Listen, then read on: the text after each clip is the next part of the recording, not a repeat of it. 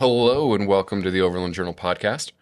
I'm your host, Matt Scott, and you get to hear me talk about my favorite thing today. I get to pontificate about EarthRoamers with none other than the CEO of EarthRoamer, Scot Allen, for the next hour. So thanks so much for coming on. We're up here at EarthRoamer HQ in Denver, and boy, we've had a pretty fun few days. No, I'm thrilled you were able to make it up here, and more importantly, that you were able to go and experience the new LTX, the new SX 2.0 on the trail, and spend a couple nights in them to see what they're really all about now. Yeah, we'll get into that, but for now. After the podcast, head over to expeditionportal.com and watch our recent visit to the Great Smoky Mountain Bronco Stampede with Hankook Dynapro Tire. Ford Bronco fans from all over the country met in Pigeon Forge, Tennessee for a great community building event. And thanks again to Hankook Dynapro for sponsoring this week's Overland Journal Podcast. Let's talk about you. So you came in 2021 to EarthRoamer? Correct. And boy, I mean, you have a pretty fascinating background. West Point graduate, military helicopter pilot. You were in Mogadishu flying in the 90s, and if you know what that means, that's a pretty special thing. That was a bad day at work. That was a bad day at work. Yeah, I sometimes think that I have bad days at work, and then you told me that story, and well, you know, after that, I don't think I have such a bad day. It keeps things in perspective, yes. So no, I don't have bad days at work here. So you have decades of experience in aerospace composites. You ran manufacturing for Hatteras Yachts, which, if you're not familiar with, is a very prestigious company. I mean, very much on the same realm of EarthRoamer, but in that respective world. And, you know, it's been interesting to see what you've kind of done with the company. You know, you're brought in 2021 to be the COO. Correct.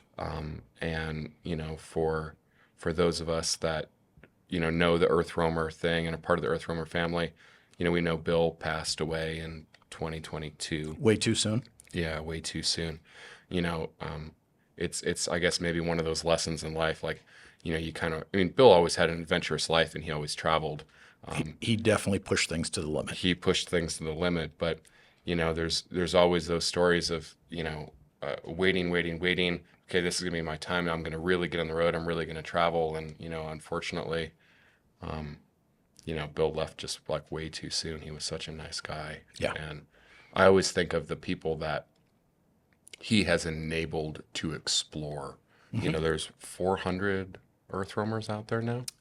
Just over 450 on the road today. Yeah, that's crazy. And Zach was telling me all but 4 are still going? Only 4 have ever been taken out of service, and all due to car accidents. And one of those was actually bought on a salvage title, so we don't recognize it, but it's on the road today. It's still there. Yeah. That's crazy. But yeah, 400 people. They've all had, you know, most of them have had multiple owners. There's a lot of guys that have had multiple EarthRoamers themselves. Correct.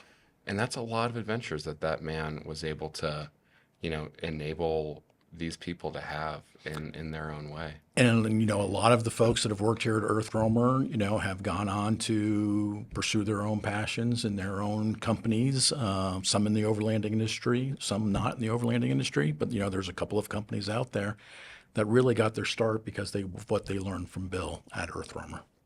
Yeah, I mean, it's fascinating because EarthRoamer, I was a little too young for this, but I know EarthRoamer started kind of like as a travel brand. You know, Bill was writing, much like I kind of, you know, went on to do. And that's when he built EarthRoamer Y2K. Was really, I remember seeing that was in like Four Wheeler and some of the off-road magazines at the time. So, you know, Bill made a little bit of money in the stock market. So he was able to, you know, retire early, so to speak, while I was trying to figure out what he wanted to do. His passion was wildlife photography.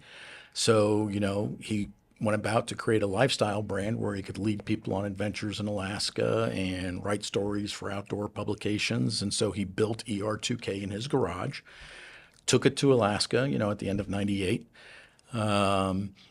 And along his travels, 2 years in Alaska, everybody stopped and asked him, hey, where do I get this vehicle? Will you build me one? And so that was really the foundation of his idea of, okay, I'm going to turn this into a full-time career and make vehicles for like-minded travelers like myself.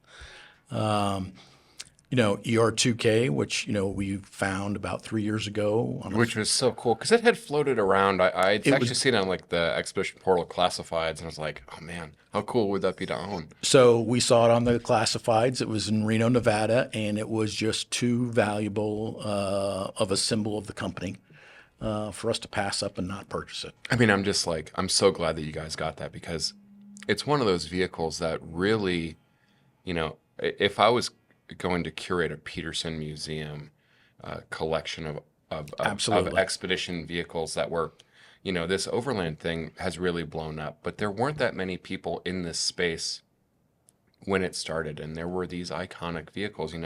Gary and Monica Westcott had like the Turtle Expedition vehicle, and then obviously, I guess they were really kind of the first, I think, that showed the kind of this North American audience that a vehicle could do this. And then Bill had his riff on it, and ERY2K to me is just, there's like a couple AEV vehicles that I look at and I'm like, that would be in my collection. It is. Like Scott Brady's incredibly overbuilt 8,000-pound Tacoma, that would be in there. There's a couple, but it's cool to see that thing kind of refurbished and brought back. And we take it on the road today. So it's completely roadworthy, camper worthy. We take it to the owners' rallies and on adventures with us, and it's still a great vehicle. It's not as comfortable as the modern day EarthRoamer. Yeah. And again, it was his first attempt.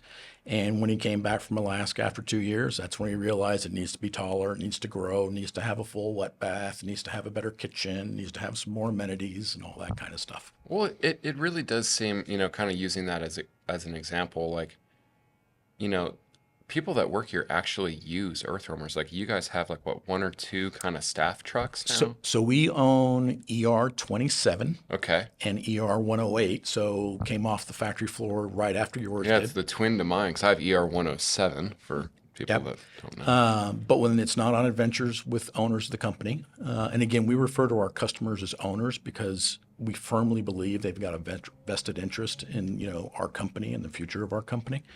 So we refer to our customers as owners.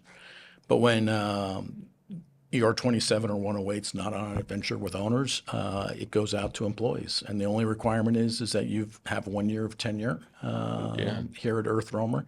And otherwise, I want you to go out and enjoy the lifestyle.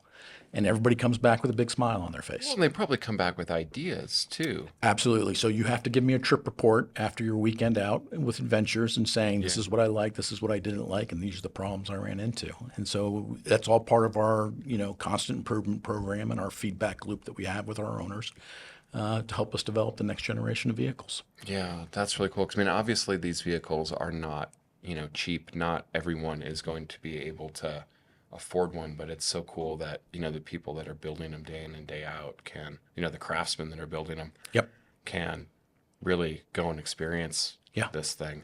It was so cool. A couple days ago, Scott, you took me through the factory here, and unfortunately when I picked mine up, this is basically, I'm calling it my 5th anniversary trip of being an EarthRoamer owner, and it was right in the middle of COVID, and for obvious reasons, like everybody's in their little bubbles and everybody has masks on. Nobody knew you had a mustache. Yeah, nobody. Yeah, well, I grew a mustache during COVID, and it hasn't gone away, and it's just become part of it. But I guess I finally got old enough that the acne started appearing, and the mustache started appearing. But it was really cool to go through the factory with you. The thing that really just stuck out to me is I will continue to use the word craftsman on this stuff. Absolutely. Because, the first department that you showed me was the woodworking department, cabinetry and all of this stuff. And that is like, we talk about a lot, but there are so many things that are like a lost art in society. Mm-hmm. And it's so cool to see these people, like thriving and well-paying, stable jobs with great benefits. And they're blowing it out of the water. Like they're doing great. Like the quality of like the woodwork is crazy and always has been on these things. Very few manufacturers left like us in this country, unfortunately. It really is. Coming from my experience at Hatteras Yachts, the reason why Hatteras started in High Point, North Carolina, was because High Point was the furniture capital of the country. And so, okay, that makes sense. So all the woodworkers at Hatteras came out of the furniture industry. So we're very fortunate here. Our wood team is our largest team. 24 master craftsmen work there. Every piece of wood is hand rubbed at the end of the day. I wish there's a magic wand that says a computer or a robot could do it. Craftsmanship is still just about a lot of rubbing and a lot of care. Yeah, but I mean, I think craftsmanship, when done properly, can almost look. I mean, I don't want to say it almost looks computerized, but the fit and finish of like the LTX and the SX that I was just in, I mean, I'm not saying it looks like it was done by a machine.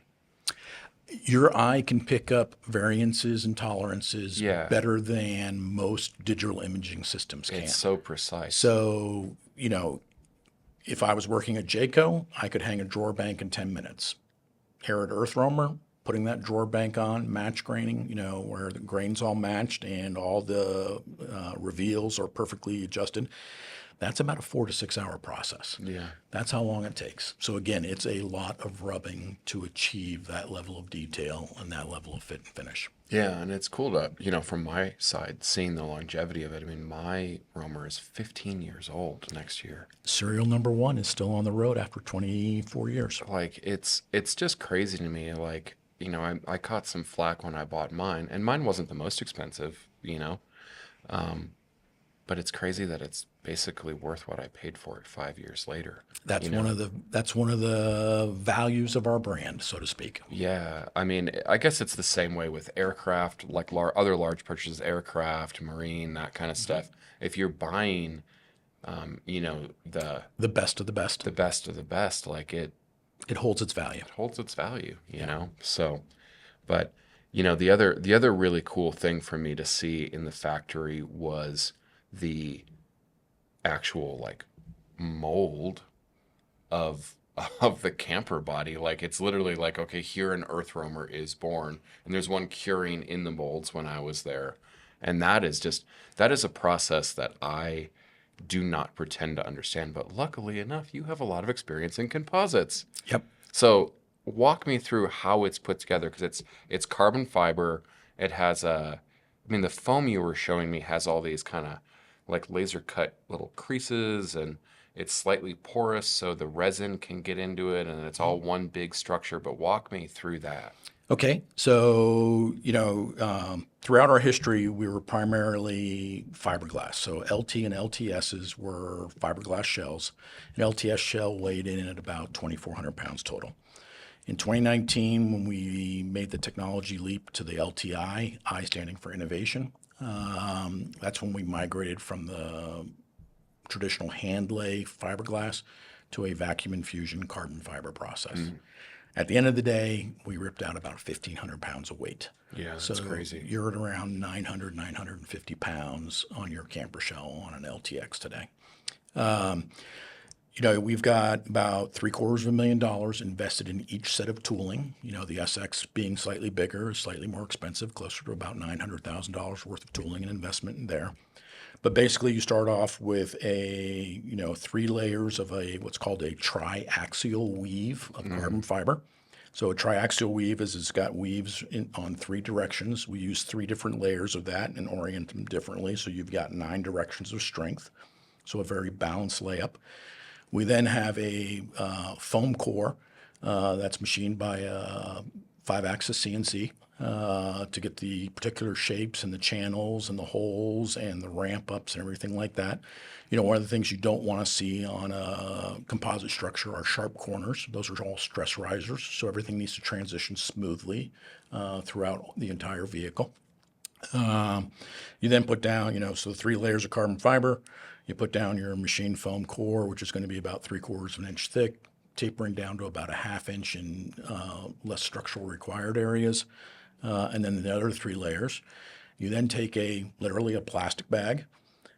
First you lay some racetracks down and some resin ports and some resin injector areas. You put a plastic bag over all that. You make sure it's completely sealed, and then you suck about 24 inches of mercury, which is equivalent to about 12.5 psi of pressure, because, so there's no pressure under the bag. So what we're relying on is atmosphere to push down on the product.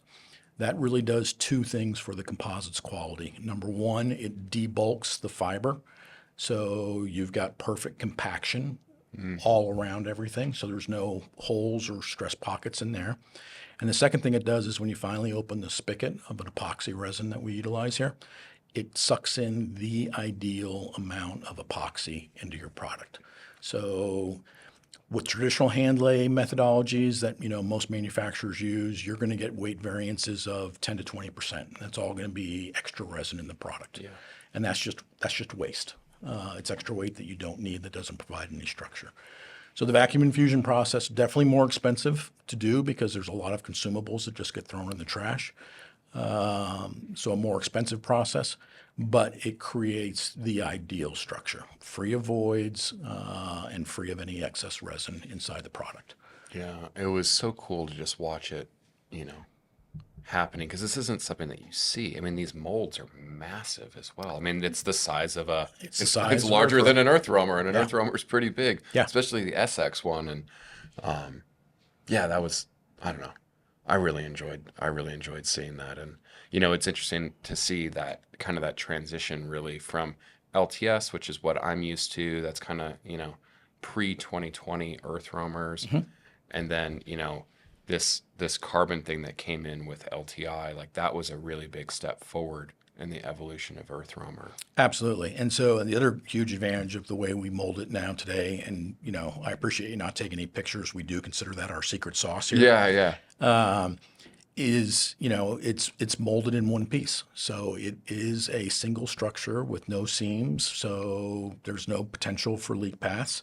Very few stress risers, so that as the vehicle ages, you're not going to be concerned about the integrity of your camper.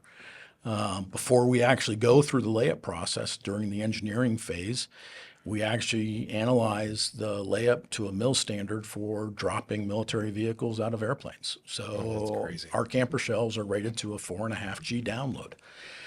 If you ever find yourself in that situation at 4.5 Gs, you're going to blow your tires. You're probably going to have to go to the dentist, but your camper shell is going to be just fine.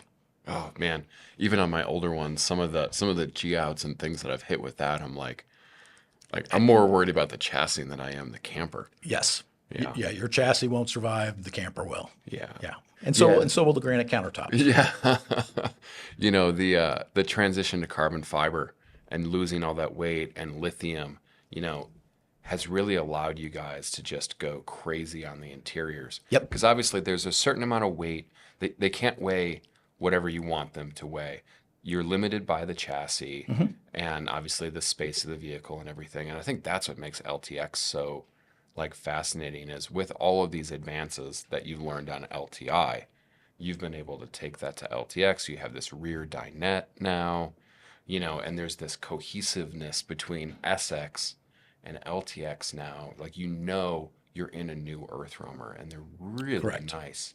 I mean, they both have TVs now, and you're saying that that's kind of a marine component that you were familiar with.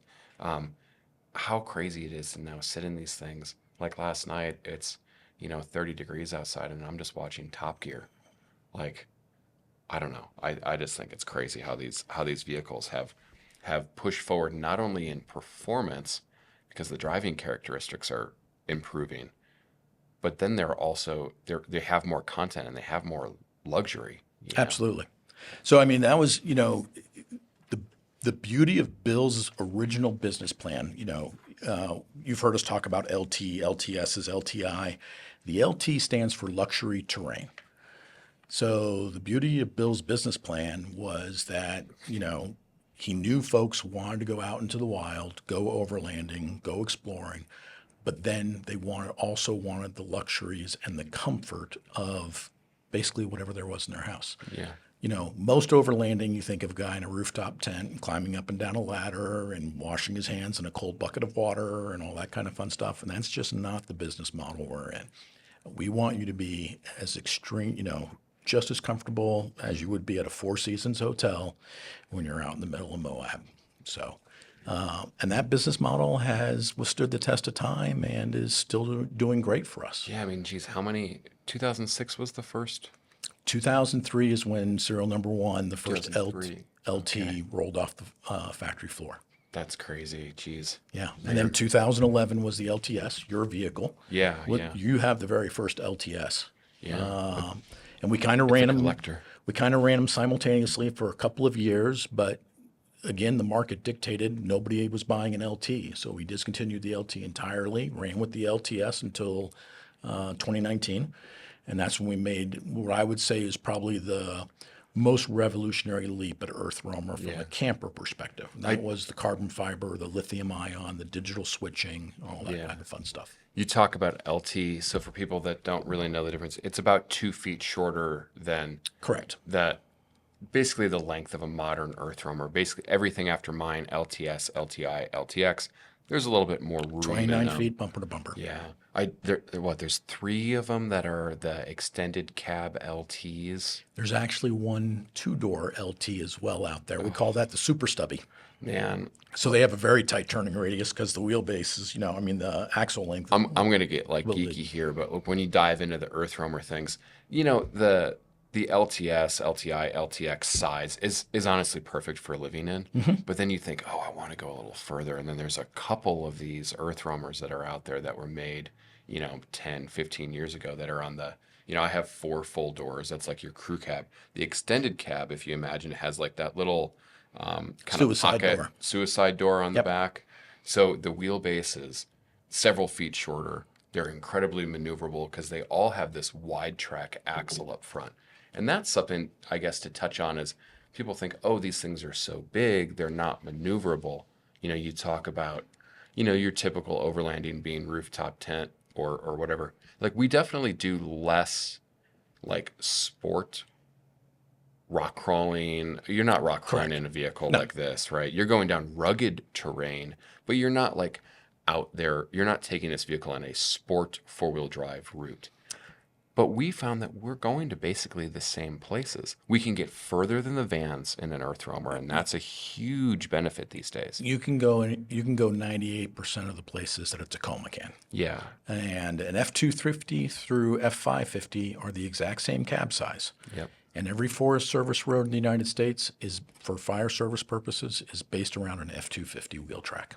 Yep. So if it's a Forest Service road, I'm fitting down it. And with that's that- a lot of overlanding in North America. And honestly, it's a great thing. I mean, that's what we kind of, we always think, you take that thing off-road? I'm like, yeah, we do. A lot. A lot. It's a lot of Forest Service roads, I'll say that. And then it's a lot of, I'll say, more technical offshoots from those Forest Service roads. Correct. So, So one of the value propositions that I absolutely love about the vehicle is I can go to a crowded camping area on July 4th. Yep. And every piece of flat ground has a fifth wheel or a Class C sitting on it or a bunch of tents. And I'll pull up my Gaia maps and I'll look for the UTV trails and I'll say, yep, I can make that one. And I'll drive down that. Yeah. And I'll be the only guy at the edge of the lake. Yep. Because I'm the only one that can get there. Yeah. And so it makes camping easy. I mean, it's like, I don't want to say everything is pretty capable these days, but vehicles are becoming more and more capable. I Absolutely. mean, even the places that you see fifth wheels in, National Forest, BLM or stuff in the West, you're like, how did they get there? Now, don't And ask. you can go even further in this. Well, and unfortunately for most RV owners, yes, you can get the vehicle there, but unfortunately half your cabinetry fell apart. That's really the biggest problem. You can get down the road, but I don't know if your We interior go out survived. with my in-laws, my wife's parents. We're really close with them, and they just have, they have a nice trailer. And every time we get to camp, it takes me 5 seconds to set up. All I do is, Hit the actually, I air don't ride. really have to do anything. Yeah. And then it's, okay, crack a beer, go fix what's messed up on Ron's trailer because something will rattle Something will break. You know. I call them sawdust creators. You drive it off the lot and you start making sawdust in a Yeah. modern day RV. Because there's a standard, I believe, that they're kind of built to, like, they're really only meant to be in a couple weekends a year. And that is what their life cycle and price point is designed around. Yep. Again, kind of going back to the factory and then experiencing the new vehicles, like, yes, they are very expensive. I mean, geez, the LTX I was in is in the 900s. About right around 900 base price. So, great problem to have. Yeah. We launched the LTX. We first launched it just to our owners. Yep. There are benefits to being in the family. One You of said those. 40% of LTX owners previously owned an EarthRoamer? Well, currently it's about overall throughout our history, 40%. 40%, okay. On the LTX, the first 40 LTXs are all, or excuse me, the first 30 LTXs are 100% current owners. That's crazy. Yeah, and they jumped at it. Yeah. So we're sold out through 2026. Yeah. Just happened. That's So awesome. 2027 base pricing is $825. What a great story for American manufacturing, though. I mean, you're in this niche. You're employing all of these craftspeople. 116 employees today. 116. I mean, it is such a bigger operation than I thought it would be. Mm-hmm. And to see that many people signing up for this new vehicle, I think is really cool. We're very blessed. And it creates a lot of opportunities for, that secondhand market, because that's your more entry level EarthRoamer is going to be Correct. a pre-roamed thing. Yep. That's where I got into the brand, and And we'll get you into a new one eventually. eventually, I just gotta launch that new app. There you go. So, but But now you can do that from your EarthRoamer thanks to Starlink. yeah, geez, Starlink has been such a game changer. Like, It's huge. I mean, you had kind of a bit to do with Starlink early on in its days. You were saying you had some of the first ones Yep. that were, beta tested on EarthRoamers. Correct. So my previous job was actually as a composite supplier to SpaceX and to a couple of the other major rocket companies and military companies. And so I knew some of the engineers.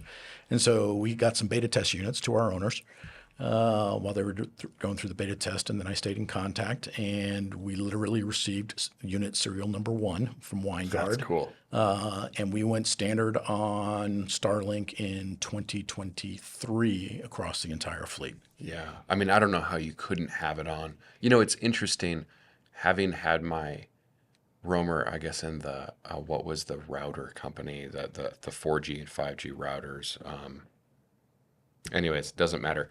Prior to Starlink, the best option were these kind Cellular. of high-powered cellular Yep. antennas. They had their own data plan. We did that for a little bit, and but when you're in the middle of nowhere, It works sometimes. it works. Yeah, you get a couple more miles of range, maybe. Right. And then Starlink enters the chat, and then all of a sudden, I mean, it's really, you talk about having the granite countertops, you talk about having those conveniences at home, the mobile Four Seasons hotel room. Well, now it really is, because your connectivity is, I mean, my Starlink on my roamer of the high performance dish, like all the other roamers pretty much do, Yep. it's faster than my home internet. Absolutely. In fact, we have some owners that leave their Starlink on, and they've cut the cord at their house, and they just piggyback off of their roamer.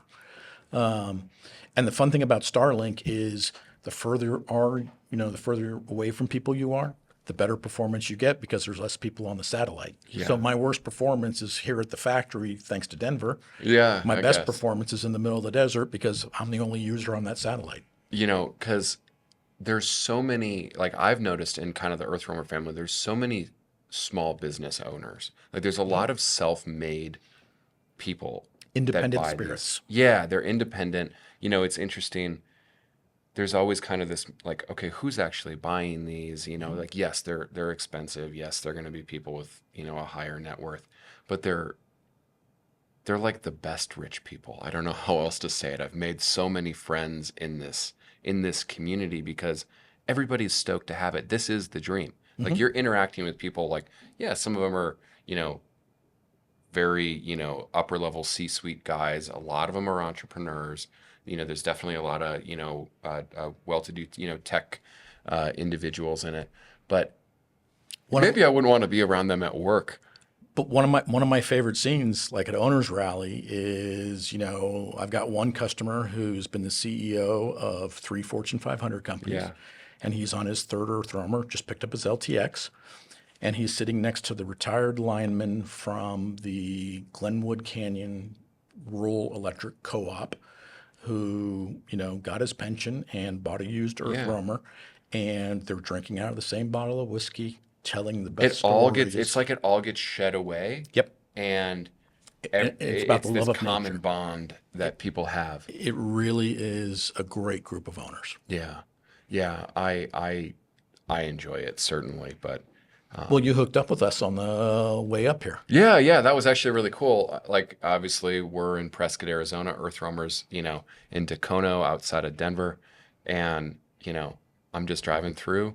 I get a text from Zach who runs EarthRoamer Adventures, which is a Yep. really cool program. So if you want to take out your EarthRoamer and you want to see what it can do and you want to push it a little bit, Zach's the guy to talk to.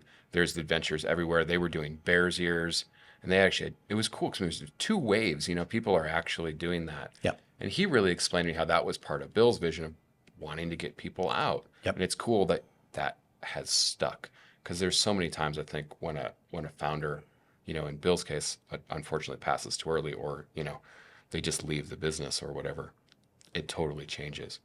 But No, I mean, Bill was absolutely brilliant. And I was fortunate enough to get to work with him for a year before he passed. And then, again, very fortunate, we are still family owned by Bill's family. I was fortunate that they had enough trust and confidence in me to make me the CEO for the last 3.5 years. yeah, which I think has been great. It's I was posting some stories on just my Instagram, and a lot of the EarthRoamer owners follow each other. Yep. And I actually got a couple comments about you, and owners saying that things have just, it's not that they've gotten better, that's to say that they were bad before, but the level of engagement with the owners is going up, that you get involved in things, and how great they think you are for the future of this brand.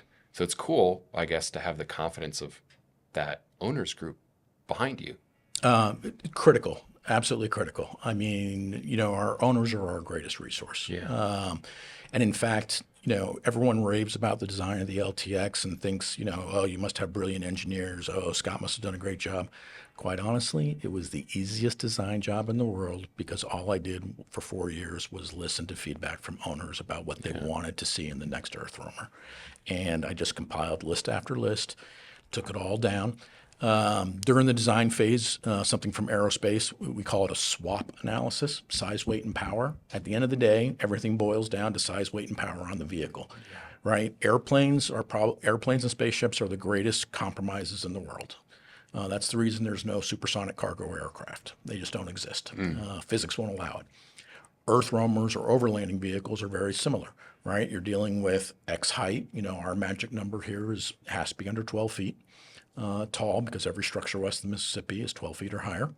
Has to fit on, an F-250 width wheel track, or F-250 through 550. And then that length is ideal. And really, it's, we're limited by the GVWR of 19.5 for the vehicle on the F-550.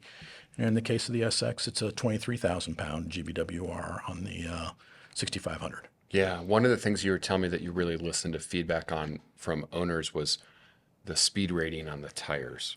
Yes. Actually, Bill deserves all the credit for that. So when I got here, we had been on 41-inch Continentals for a long time. They're a fine tire. They were the only option for They're the only option. over a decade. Yep. So they definitely enjoyed a monopoly, which shame on them for not innovating along the way. They kind of milked it for too long. So to get above that 68 mile per hour speed rating, the only thing available was really a 43-inch tire. And at the time, it was a Goodyear, the MSA 275s. We work with Jeff Kelderman at Kelderman Air Ride. He designs our lift kits and our airbag suspension system, obviously. And we had to raise the height of the last year of production of LTI. We actually incorporated the 43s on. Wasn't enough to call it a new model. Just it was a faster LTI. Yeah. Our demos are actually our engineering test bed. So that's something that I brought to the table, is that anything that we're going to put into production next year, I want to see on our demos and get field tested on our demos before we actually make the decision to go into production. So we ran the Goodyears for a year on LTI 52, that picture right there, before anybody else had the Goodyears. Did absolutely great, went into production. We announced it, got some orders. When we were going into production, the war in Ukraine started. Yeah. I had 100 Goodyear tires sitting on the shelf that the Army stole from me and sent to Ukraine. Yeah, I don't know what you do about that one. So all of a sudden, I'm sitting here going, so 43-inch Continentals, we substituted for a while with an IOU to the first few customers that had the Goodyears. And then unfortunately, the Goodyears, so for them to meet the demand, because it is a military tire and they were sending a ton of them over to the Ukraine, they started running them in the mold too fast and they got into out of round conditions. Yeah. And so I only used Goodyears for about a year. And I'm actually in the process of replacing the ones that are out there in the field with the new Michelins. Oh, God, and I can't wait. And then Michelin did something extremely smart. They recognized there was a market for the 41s as well, and they came out with the 41s. And we've tested the 41s on our 2 older vehicles that we own, and they're fantastic. Yeah. So that is the easiest upgrade you can do to an old EarthRoamer and pick up 10 miles of speed rating. Yeah, that's what I'm doing up here is I'm getting these new Michelin X-Force ZL tires in the 335. And it's a great combination. You know, the Continental, I think, is still an outstanding off-road tire. Yeah. Not that great on the highway. That's where people have problems with them is highway. These trucks now will just go so fast. Yep. We'll get into that a little later because, oh my gosh, is the new LTX just like... It's speed demon. It's a speed demon compared to mine, and mine's not even the slowest of them. But, you know, little wider tread pattern, much greater load capacity. I'll pick up like 1,200 pounds of load capacity in my rear axle, which is just great for having some headroom. Correct. You know? So, not that I'm adding more, it's just lower temperatures. So... on the Continentals, they were speed rated to 68, and we were right at the weight limit. Yeah. So if it was a hot day, you're doing 63, 62, and you're watching your TPMS system to make sure your tire temperatures stay under about 220 Fahrenheit. We've been running both the 41s and the 43s at 80, 85 miles an hour, and the hottest temperature I've ever seen on like a 100-degree day on blacktop in Wyoming is about 210. Yeah. So it's... Yes, it has an official speed rating. We're nowhere near it. Yeah, you're saying for the older vehicles, 75 mile an hour. But on LTX, I mean, it just... I think the truck limits itself to like 80... So it's a Class 5 truck, so it is required to be speed rated to, or speed limited to 86. Yeah, because I took that thing... Well, one, we took it on the Switzerland Trail, kind of from Boulder to Nederland. And, you know, to classify, this isn't like a rock crawling trail, but for an EarthRoamer, it is really representative of probably the pointy end of what you're realistically going to be doing. And it was really tight. You're not taking a Subaru on that trail. No. A Tacoma with a 2-inch lift can handle it. Yeah. There was, but I couldn't believe with these 43s. And then also this new suspension. You kind of said it went from about 2.5 inches of lift on the truck to 5. Correct. And then obviously 41s to 43s. You know, that's one of the other reasons I came here was to test drive this to kind of, you know, communicate, okay, well, what's it like? I thought it was going to suck, to be frank. Like, good. There's very few situations in which adding suspension lift height and adding a larger tire makes a vehicle that is already kind of approaching the maximum design capability of the chassis is going to make it better. But this actually did. You end up with more suspension up travel on these roads. You don't need down travel is great for going really fast. Correct. Tires are not leaving the pavement well, hopefully not the pavement. They're not leaving the ground in an EarthRoamer off-road. You know, I've picked up the front tire occasionally. Right, you're on 3 points of articulation. You're in a slow, that's very calculated. So when you're using these things and you're getting to your campsite or you're going down this trail, you're worried about those impacts. So now you have more up travel and you have a larger tire to roll over it. And that just became like so apparent. I didn't air down for this trail. I'll be honest, I don't air down much in mine. With the air suspension, it absorbs most of the shock for you. It's pretty good, and there's a difference between airing up a 33-inch tire on a Tacoma, you know, and you know, I run 90 psi in the back of these trucks. And the vehicle you were on, we're probably at 95 on the rear and probably 55 on the front.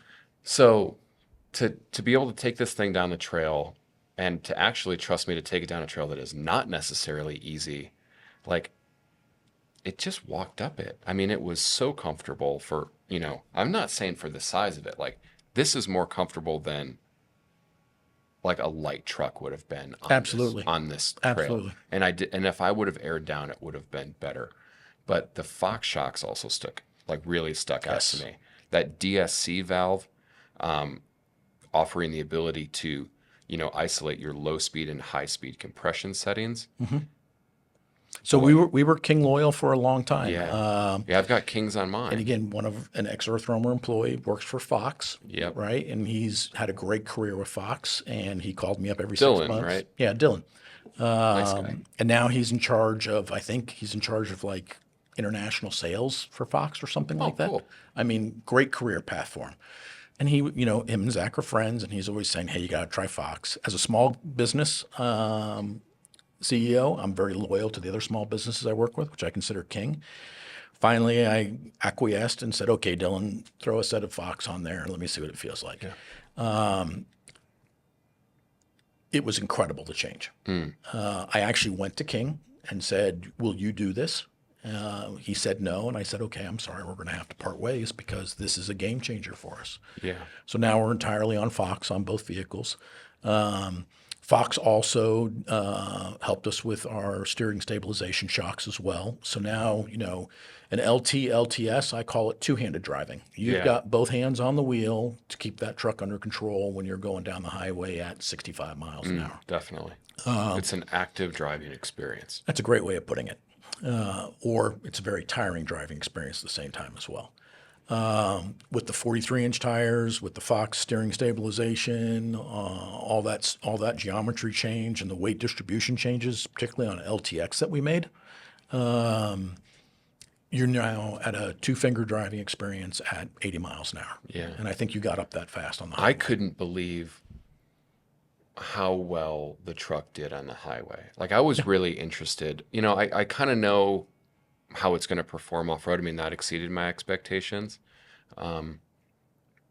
But the on-road, which is frankly, you're driving these vehicles generally a long distance somewhere. Typical mission profile, right? I'm going from Denver to Moab on the highway, 300 miles, and I want to get to Moab as fast as possible because I'm going to spend the next 6 hours to go 30, 40 miles to my ultimate camping site. Yep.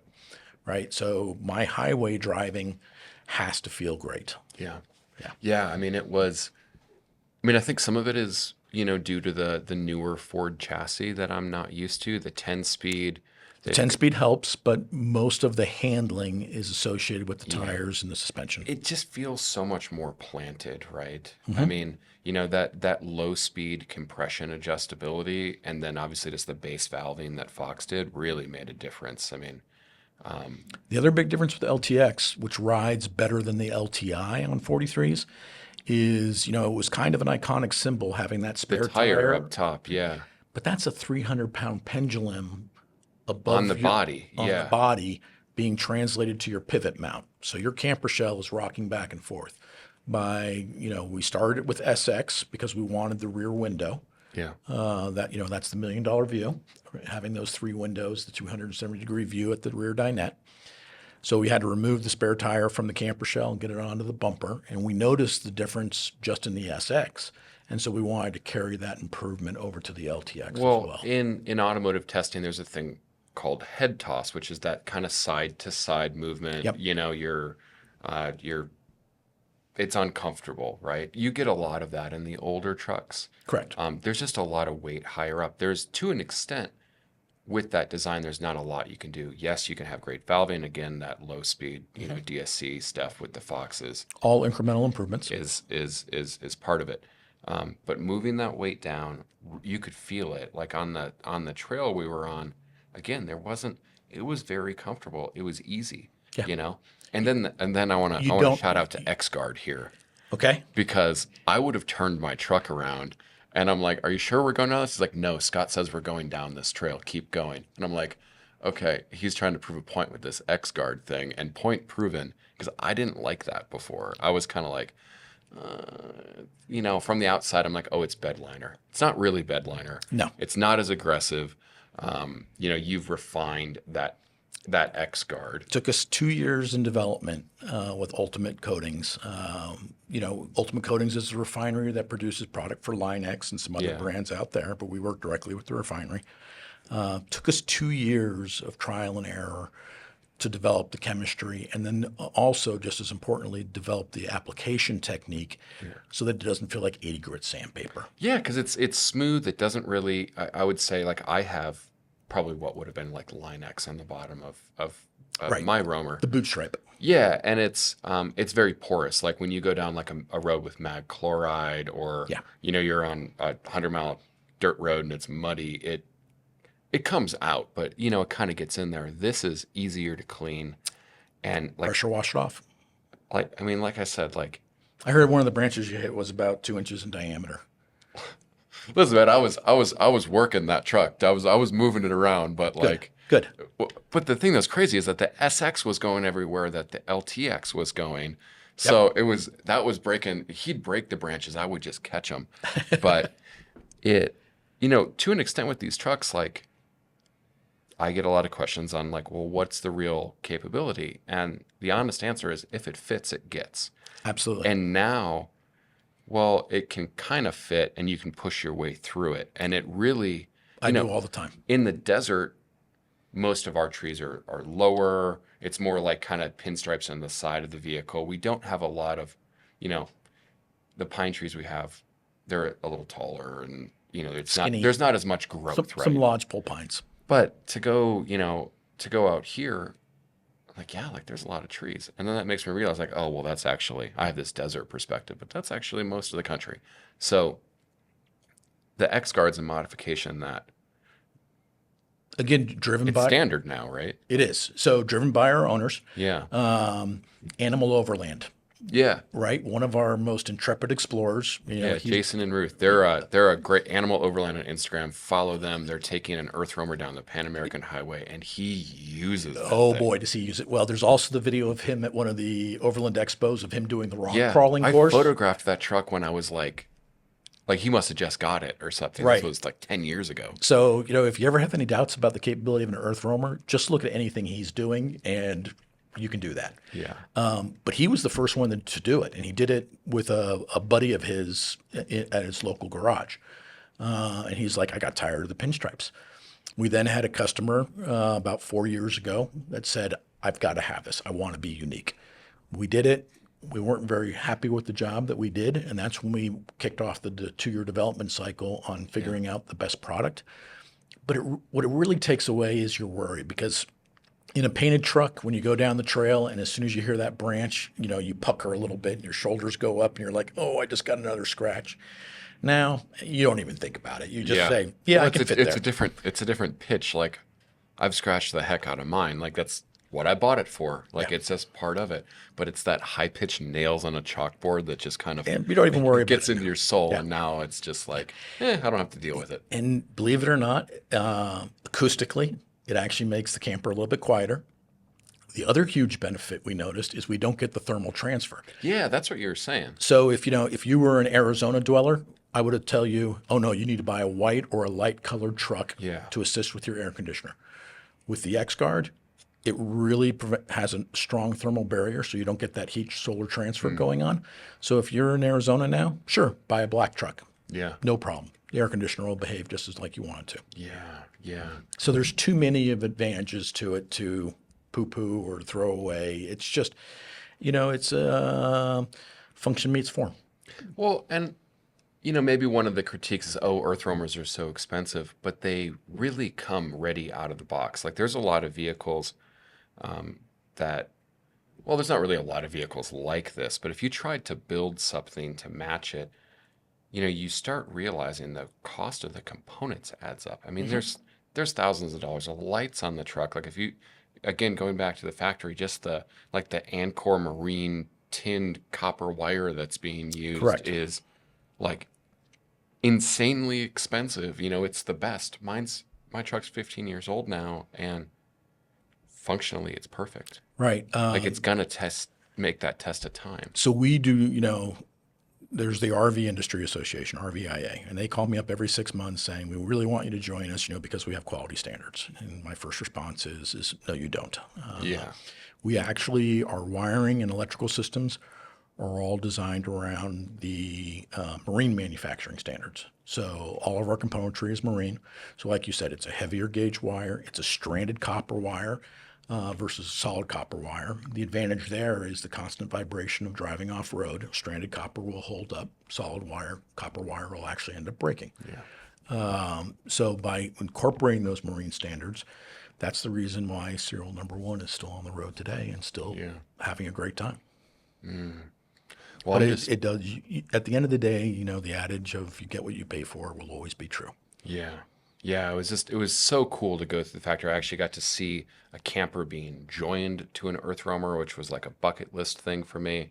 And then to be able to take it out and actually like live in it was really cool. Like I like the new layout. It's a great layout. I think that there's some benefits to the older one Absolutely. to be balanced, but you were kind of saying that the traditional layout of EarthRoamer is 25 years old. There needed to kind of be a change to it. And, I spent last night in an SX and the night before in an LTX. And then I was just working in my LTS, and I got in my LTS and I'm like, okay, this is still nice. This feels like home, but Yeah. it felt one of the things I noticed was, And the next owner is going to enjoy the heck out of the vehicle too. yeah, one of the things I noticed is how much the rear dinette really opens things up. Yes. You can, especially with those new outbound blinds and the TV, you can still shut the world down, but you walk in and there's more natural light. It feels considerably bigger than it is. And so one of the biggest complaints of the LTI floor plan was it was very third person unfriendly.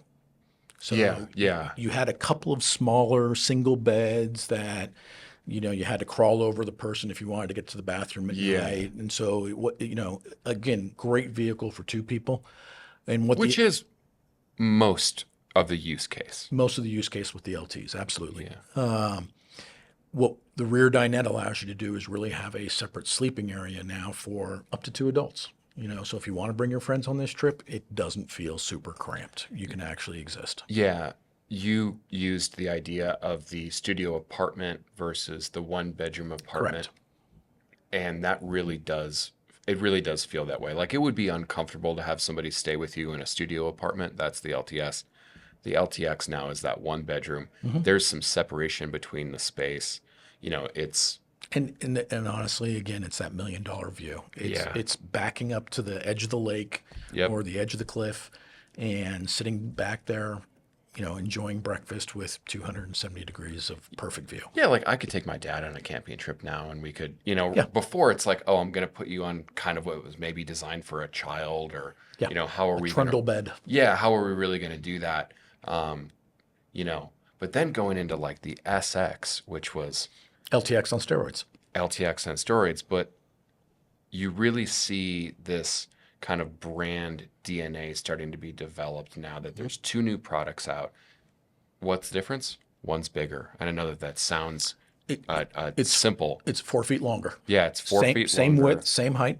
The bathroom on the SX is so cool. You get a proper dry bath. Correct. That's That one of the big shower differences. it has a rainfall shower and it has, like a sprayer. I don't know how you could get more luxurious in something that can, take a 4.5G, impact. Yeah. And go, pretty much anywhere. Like The wheelbase is 30 inches longer. So that's your decrease in maneuverability from the LTX to the SX. yeah, the turn, So a turning radius. it's not a dig on the SX. It's just bigger. Right. Right. To add size, you have to have a larger chassis to hold it. It still drives like really nice. It still drives as good, if not slightly better than my old LTS. Correct. The power is great. And once it goes, A lot of momentum. there's a lot of momentum. That Allison transmission. You're really starting to, you're flirting with commercial truck where the F550 is, kind of commercial. Yeah. It is in its weight class, but it's a You get the Lariat package. you get the Lariat So, I package. mean, It's very nice and correct. and It's still oriented towards the owner-operator personal vehicle use. yeah, And the Chevy 6500, which is really an international. yeah, You know, Chevy, when they exited the Kodiak business, the 45, 55, and 6500 are actually produced by Navistar. So that it's an international CV with a bow tie on the bump on the front grille as opposed to international badge. That's really geared to be. It's a dump truck. It's a cherry picker. It's a lineman's truck. Yeah. That's really. Well, you where still it is. outfitted it nice. You do the catskin leather seats on the inside with First thing we do is got the air interior. conditioning and So heat. And we actually buy Chevy Tahoe seats. oh, okay, that's how it is. Yeah, That's what you're sitting on are Chevy Tahoe seats with catskin leather. And Catskin just came out with the degrees system. So it's the self-contained AC unit. So we have heated and cooled seats. We were running Recaros until they went bankrupt yeah, and exited the automotive industry. So now Recaros, the only thing they make are airplane seats, and I think they still make a few seats for Porsche. yeah. But otherwise, They actually started as Porsche bought Recaro yes. because it was Reuter.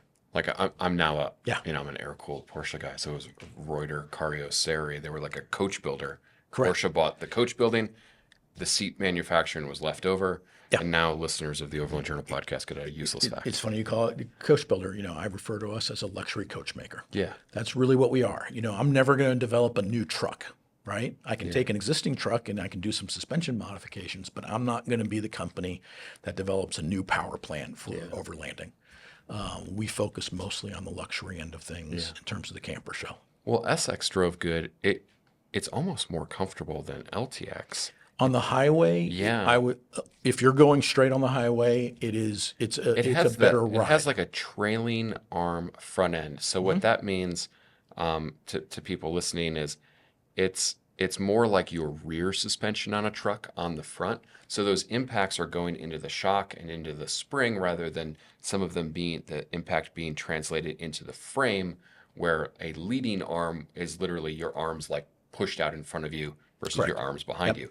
So And again, kudos to Fox and to Jeff Kelderman. yeah, it's very comfortable and it's not that much heavier. You know, you're talking maybe a 3,000 pound difference between the two. Yeah, it has a 3,500 pound GVWR difference. It doesn't.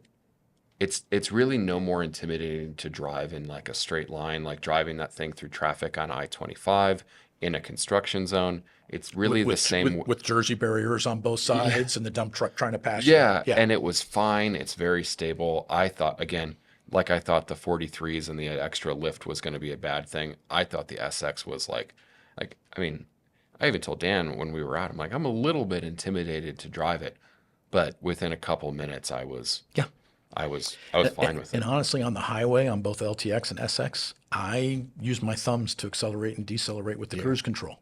You know, the F550 has an engine brake, and the 6500 actually has an exhaust brake. Okay. So I'll shoot Vale Pass going uphill at, 50, 60, 70 miles an hour. And then going downhill, all I do is use the cruise control.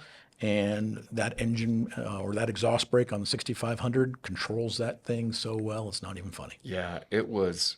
It's also, you try and figure out where it's kind of positioned in the market. Probably for most people, LTX is maybe where they're going to go. But there's also all of these, I'm going to say, customers that are maybe coming from a Class A, they're coming from a Super C, or let's be like maybe more relevant. There's all of these really large, usually German expedition vehicles out there. They're on man chassis. All cab overs. Yeah, they're Mercedes Zetroses. Extremely uncomfortable. And if you're doing 48 on a highway, you're lucky. Yeah. I've seen in my travels, I've seen these trucks in North America, and they are literally like a Class A. And these, some of these trucks are old missile carriers or something, right? They're not comfortable. They're very slow. Very loud in the cab.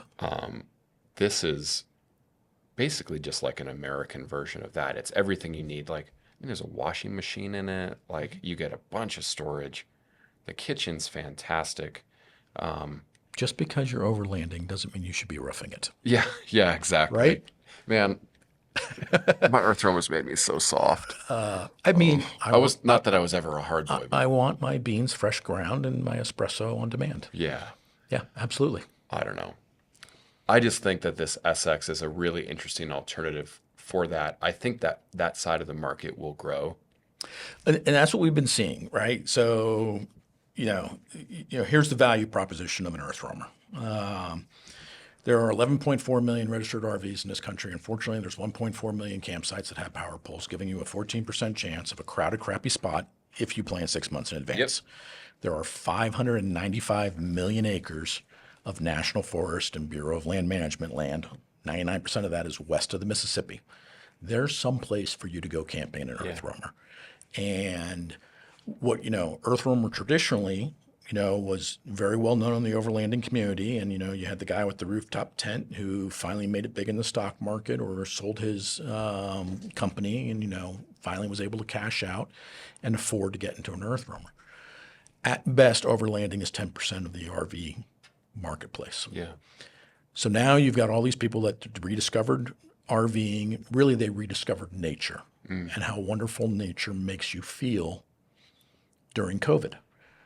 But they don't want to be in a crowded campsite or parked at a Walmart because they can't get a reservation at a campsite. So I can't get my head boondocking. around the typical RV usage anymore. My parents are looking at Class A's. Long story, I'm from Chicago. They live there. They want to spend more time with me in Arizona. And RV is a great way to do that. But my dad's experience in, the air quotes RV thing is seeing what I do with the EarthRoamer and then having to say, yeah, but you're not taking a Newmar there. No. You're just not doing it. But the SX allows you to have, there's just a size difference. The SX is smaller than a typical Class A. Right. So, It's 33, not 43 feet long. yeah, exactly. So, you're not talking multiple bathrooms, a closets and that kind of stuff.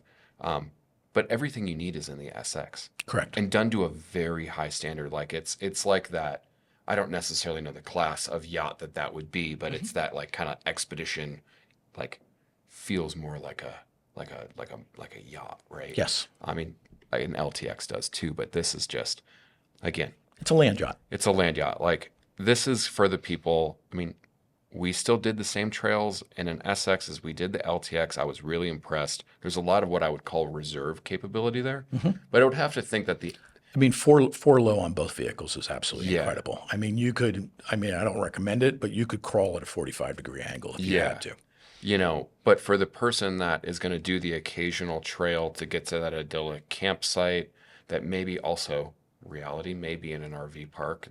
They drive to Key West. Well, that's what you're going to do. Yeah. There's a duality to the SX. Dry so- bath. And so, cetera. if your mission is, I'm going to be moving every day and I want to go exploring a lot, LTX is the way to go. Yeah.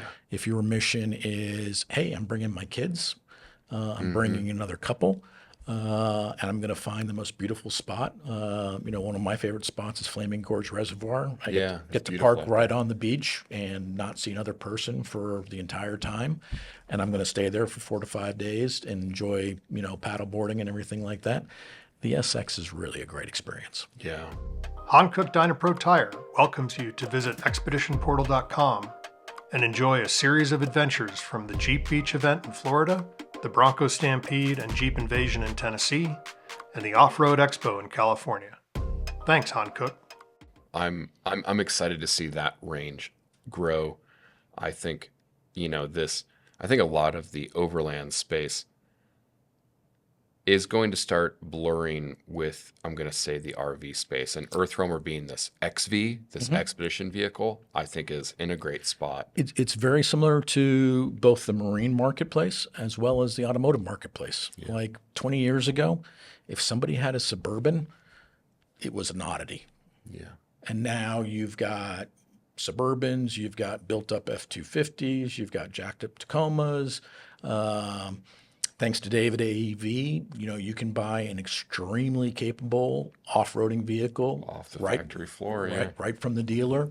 EOG has done a good job of doing conversions like that. So there's definitely a democratization of the chassis Yeah. that are occurring. But then, you've got your Subaru Crosstrek, Yep. which is kind of a fun car to My have. wife has one of those. It's Yeah, great. It's a fun car. The places that she's taken that, some guy will be like, "Oh, I did." I'm like, she's like, "Yeah, I go down that trail all the time. I hike there. Just works." But Yeah. So, I mean, that's what you're starting to see in, the overlanding industry. The one thing I'm going to throw out to the audience is, caveat emptor, buyer beware. There is a lot of, how do I put this politically correct? Foreign influence coming into overlanding, low cost labor countries. yeah, Be careful. You get what you pay for. And there are a lot of people that are taking an RV quality box, putting it on a 4x4 chassis and calling it an adventure truck or an expedition vehicle. Yeah. And the reality is it's not. yeah, and It's going to fall apart. I think it's cool to see this segment grow. From my Absolutely. perspective, I mean, yeah, I'm an EarthRoamer guy, but it's fun to see more of these vehicles out there because that's gonna push everybody to kind of improve. EarthRoamers. Keep nipping at my heels. EarthRoamer's at the top of the pyramid, and Absolutely. it's what everything is And that's compared to. That's what keeps me So awake you're at night getting- is how do I stay on top of that Yeah, pyramid? but you're getting a lot of people that are doing price point versions of EarthRoamer, and I can't. We're gonna kind of transition into this pre-roamed thing, which is how I was able to buy one. But when it's half the price and it's promising the same functionality, look at how it's actually made. Correct. That's, I think, the best consumer advice is there's not a 50% profit margin in an EarthRoamer for you guys, No. right? Like it's not. I've seen more than I should, and I can tell you, like it's not as profitable as software, right? Oh God, no. Manufacturing is hard. It's hard, man. I mean, the margins are thin, right? If my margins were super fat, there would be, competitors out there that were kicking my butt. Yeah. And there's not. And that's because, two reasons. One, we definitely stay at the top of the mountain. So we do command a price point. But two, there is no substitute for experience. Yeah. Right? Like some of the newer companies, we've shared some things of some of the trials and tribulations that they're going through. I'd like to say we were smarter and we avoided those. Yeah. Reality is we experienced those earlier in our history, and now we learn from our mistakes. There's good products out there. There are. There's a handful of them out there. Yeah. The ones that I worry about are the, I guess I would call it the Elkhart Lake ones. Yes. They are a. It's a Jayco slapped to a 550. Exactly. They throw MPTs on it. Oh, it's a quote unquote poor man's EarthRoamer. There's just no way that it will hold up. The construction of the shell, the whole camper body of the EarthRoamer is part of it. But that's why this pre-roam thing exists. So you guys go through those. They're well serviced before you get them. The tires have to be at a certain standard. They have to be below a certain amount of miles. That's really, where you're talking about these other vehicles out there. Some of these pre-roam things are actually like that's the way in, I think. Yeah. So if people ask me, hey, when are you going to build an entry level EarthRoamer? And the answer is we already have them. They're on our pre-roam webpage, and you can I think the least expensive one you can buy right now on our pre-roam webpage is about $350. Yeah. And there's a large peace of mind. This is just like a certified pre-owned Lexus. Yeah.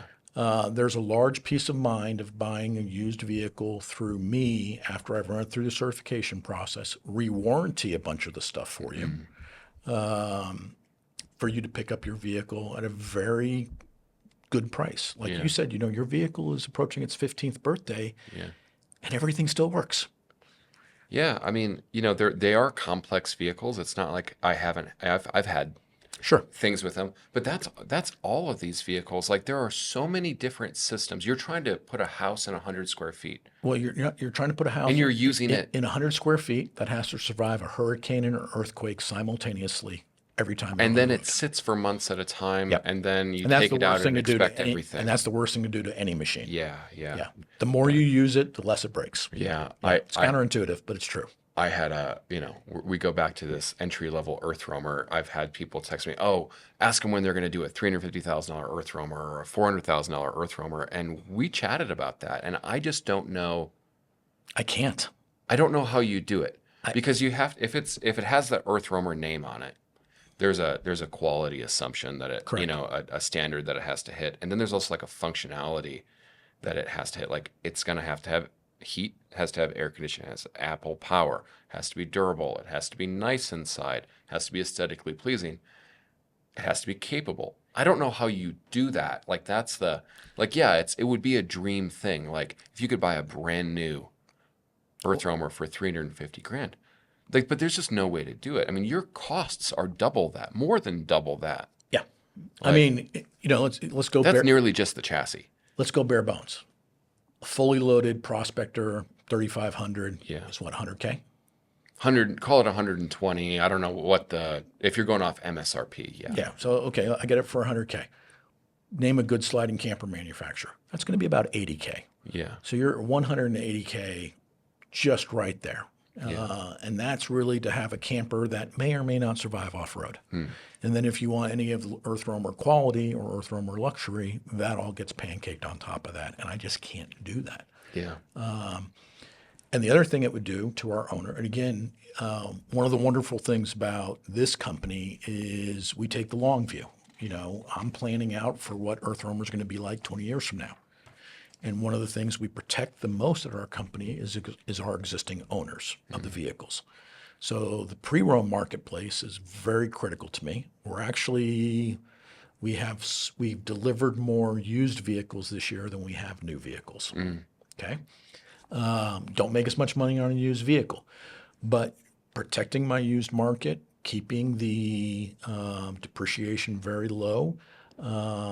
If I came into the market with a $350,000 new EarthRoamer, that would have a detrimental effect to existing owners that are going to trade in their vehicle to buy my new EarthRoamer. Yeah. So it's a physics problem. It's a cost problem. I mean, there's lots of issues why I'm not going to be coming out with a $350,000 EarthRoamer anytime soon. Yeah. Yeah. Well, and don't get me started on electric vehicles. That's a different conversation. I mean, I think the power of an electric vehicle in an EarthRoamer would be kind of fun, but you'd need a small nuclear power plant to keep it going. There'll be the semi-truck of batteries behind the EarthRoamer with the extension cord going down the road. Exactly. Yeah. So, well, it's been really cool to chat with you on this. I think EarthRoamer has, it's really been the Kleenex of these type of vehicles, right? It's always a DIY EarthRoamer, or the competition is, it's like an EarthRoamer, or it's different than an EarthRoamer in this way. You've managed to, between obviously, Bill founding and growing this business and you taking the helm, the trajectory is the same. We are very lucky. Yeah. We're very blessed. We have great owners. We have great employees, passionate people. That want to make a wonderful. It has been so fun over the last couple of days between Zach and the guys on the adventure side and hanging out with the guys in service. The guys on the adventure, so Zach is the only full-time adventure. Yeah, the rest of that's the guy that's doing the welding. And so you saw John the welder, you saw Paul the woodworker, and you saw Dean the service tech. Out there, and this is their additional duty. Hey, if they have a rooftop tent on their Jeep. Great. We're now part of the adventures team. Let's go. Yeah. Well, it's been cool to hang out with all the people and see genuinely all of the passion in this company that the people that work within it have. I have just enjoyed my time so much. Awesome. Driving these two new vehicles. I have been spoiled by mine, but unfortunately now I know what I'm missing with the new stuff and I need to make more money. and the bad news is it's just going to keep getting better and better. Yeah. Incremental improvement. Again, LTX was easy to design. All I did was listen to the owners and got great feedback from all of them. Like the wider door. Yep. That was a big complaint. No bug screen on the door. Oh, I saw the little connections for that. Yeah. That makes sense. So now you have a screen door on your EarthRoamer. We actually tested all the RV quality ones. We actually imported one from Germany from the people that make the door. And we did the dog test where the dog ran through the door and destroyed it. Yeah. And so that's why we actually use snaps and magnets. And, that way your dog can run through the door. He doesn't destroy your screen door. It doesn't hurt the dog. Yeah. Yeah. Because dogs are a big part of our ownership group. Yeah. Everyone's got one. Well, again, just thank you so much for having me up here. It was great. It was about time. I have a very specific thing that I obsess about, and that is EarthRoamers. I love mine. I have spent over a year in it since I bought it 5 years ago. So that's months a year. It has changed my life. It has made me a real soft boy, though. Just because you're overlanding doesn't mean you should be roughing it. But, just thanks for all that you're doing, in this space and, continuing Bill's spirit and legacy and pushing forward on that. I know that means a lot to a lot of people. He was a brilliant man, and we hit it off. He hired me, during COVID. We went from orders of 20 a year to over 40 a year. And so he needed somebody to basically grow the factory footprint. So he hired a recruiter, and he wanted somebody that had built private jets or luxury yachts. I happen to have done both. I got lucky. He hired me, and we worked great together. He hired me as COO, made me president 3 months later. And then unfortunately he passed about, 8 months after that. And like I said, I'm fortunate enough too that the family has I have their trust and confidence to have the world's greatest job, quite frankly. Yeah. Yeah. I really do. I really do have the world's greatest job. Well, thanks for coming on. We really appreciate your time. Absolutely. And everything. And, important, but this podcast is dedicated to Bill. Thank you. That means a lot to us. Yeah. Yeah. All right. Well, thanks for listening to this episode of the Overland Journal Podcast with Scot Allen from EarthRoamer. We'll see you next time.